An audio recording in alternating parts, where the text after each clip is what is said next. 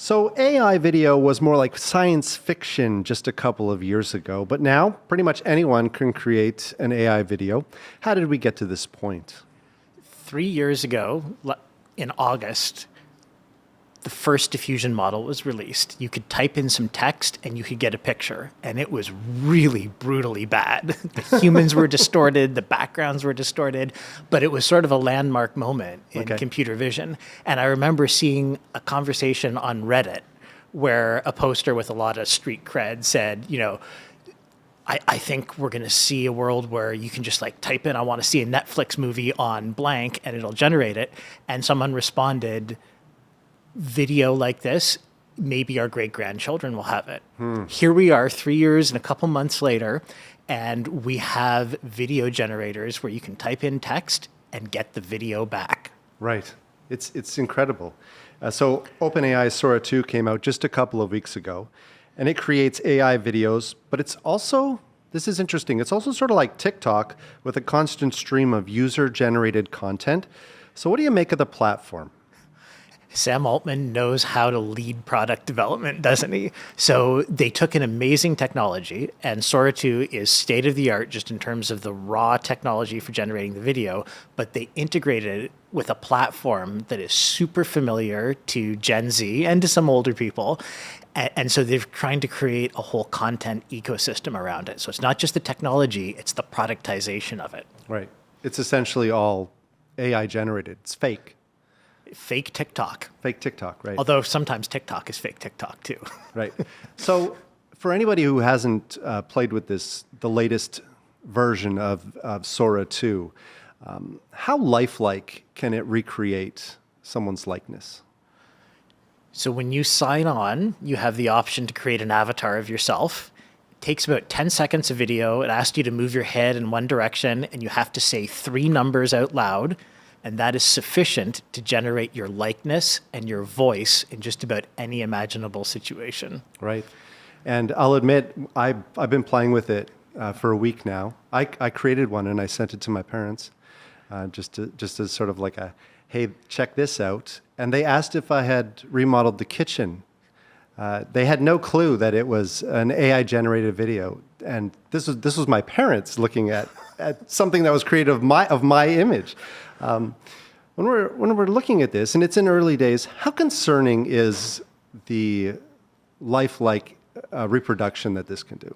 So OpenAI has put a lot of effort into watermarking the images. There's a little Sora logo that bounces around and is hard to take out, and there's other methods for watermarking. But of course, someone's going to come up with a similar level of technology where there isn't the watermarking. So we've entered a world where video is about as close to the truth as something whispered in your ear.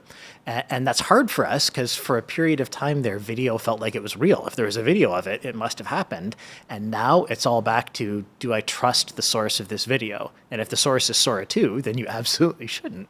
Right. And we started with images, now we're into the video. Now it's kind of gimmicky in a sense that it's fun to use at this point because early adopters are sort of getting a taste to it. But when we think about actual practical applications, how could this be used?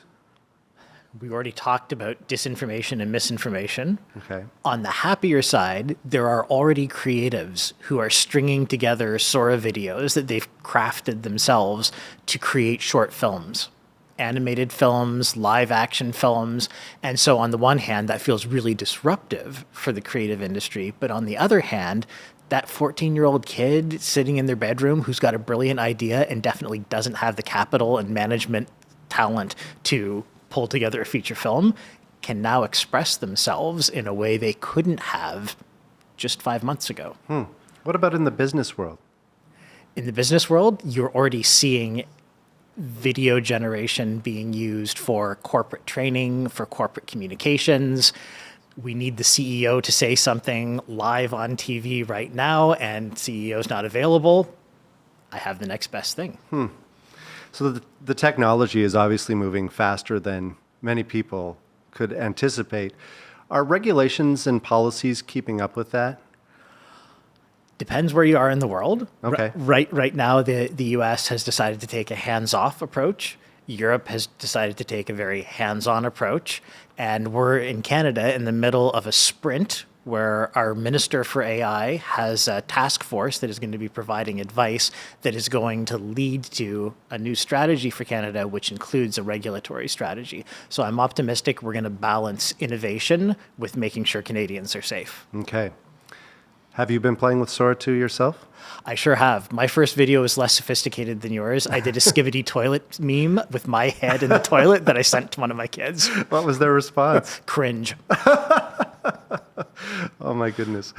Where do you see this going in the next, well, I want to just say months?